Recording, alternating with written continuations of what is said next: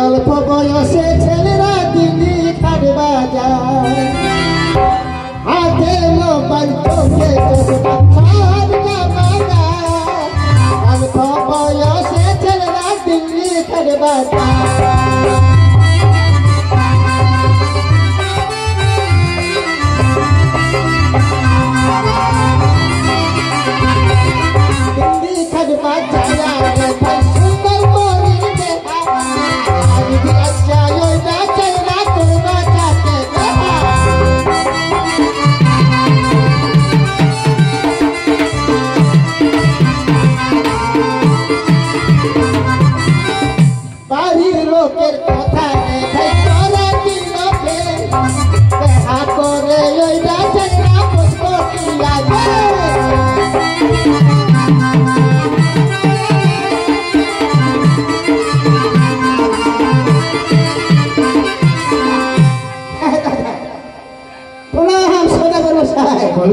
লেখা নিয়ে এসেছো? হ্যাঁ নিয়ে এসে ছন্দনা লোহার গলায় আর চন্দনে বাজার থেকে 3 মুষ্টি শুকনা চন্দন আর বেশি 3 ফোঁটা গঙ্গা জল।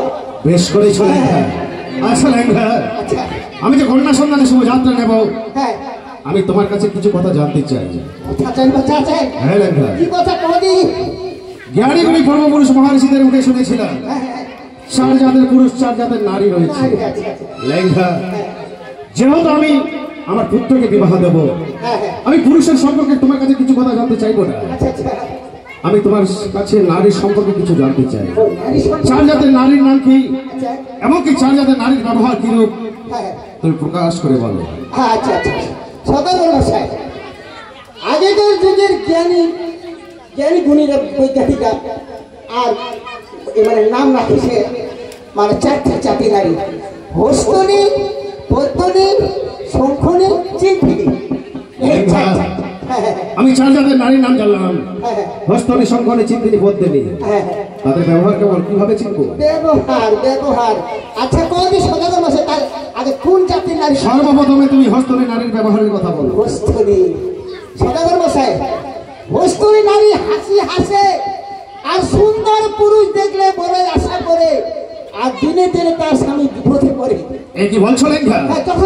এই হলো হস্তনী নারীর ব্যবহার। না লেখা, আমি ওই হস্তনী নারী যে আমার পুত্রের বিবাহ দেব না। এবার তুমি পদ্মনী নারীর কথা বলো।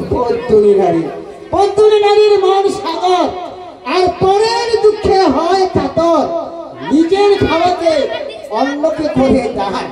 বাহ, পদ্মনী নারীর কি ব্যবহার, সুন্দর ব্যবহার লেখা। ওই পদ্মনী নারীর ব্যবহারের কথা শুনে আমার মনটি শান্তি হয়েছে। এবার তুমি শঙ্করী নারীর ব্যবহারের কথা বলো। শঙ্করী নারীটা তো ভাগান্দে আর স্বামীর আগে সেই নিজে ভক্ষণ করে খাওয়ার সময় যদি নিজের ছেলেটা সামনে আসে না তাকে মারে কথা ঘাট। কি বলছো? না লেখা, না, ওই শঙ্করী নারী দিয়ে আমার পুত্রের বিবাহ দেবো না। আমার পুত্রকে বিবাহ দিয়ে আমি অশান্তি ডেকে আনতে চাই না। লেখা বাকি রয়েছে চিন্তিনী নারী। ওই চিন্তিনী নারীর ব্যবহার প্রকাশ করে বলো। সদাগর মশাই, চিন্তিনী নারী চিন্তা করে স্বামীর পথে সে সদা ভক্তি করে তার বাড়িতে দিনে দিনে গৃহলক্ষ্মী বাড়ি। কি অপূর্ব! ওই চিন্তিনী নারীর ব্যবহারের কথা শুনে প্রাণ খাই আমার শীতল হয়ে। আচ্ছা লেখা, জানো তো আমার পুত্র একটি, আমি চেষ্টা নেবো ওই চিন্তিনী নারী দিয়ে আমার পুত্র। খুবই ভালো হবে। লেখা বলো তো, আমি যে কন্যা সন্ধানে শুভ যাত্রা নেবো, কোন দিকে সর্বপ্রথমে যাত্রা নিলে যাত্রা শুভ হবে? সদাগর মশাই, আমরা হিন্দু কিন্তু সনাতন ধর্ম, কিন্তু যে কোনো কাজে গেলে আগে সরাসরি পূর্ব দিকে যেতে হয়, তাহলে যাত্রাটা ভালো হয়। সত্যি বলেছো লেখা।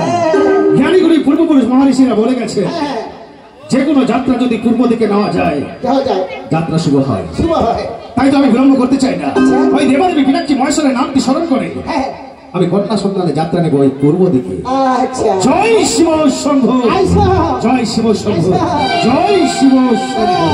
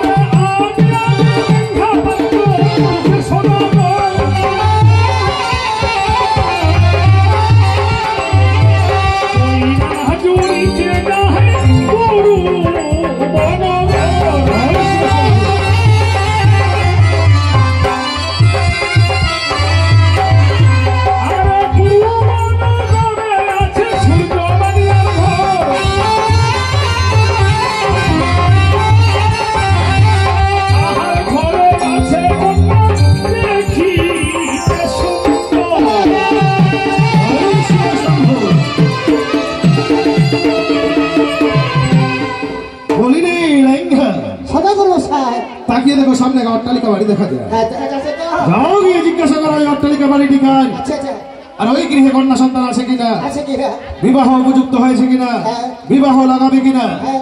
সমস্ত কিছু জিজ্ঞাসা করে এসো আমার কাছে। বেশ ঠিক আছে, তোমরা এনে বসো, আমরা যাবো সন্তানকে নিয়ে আসবো।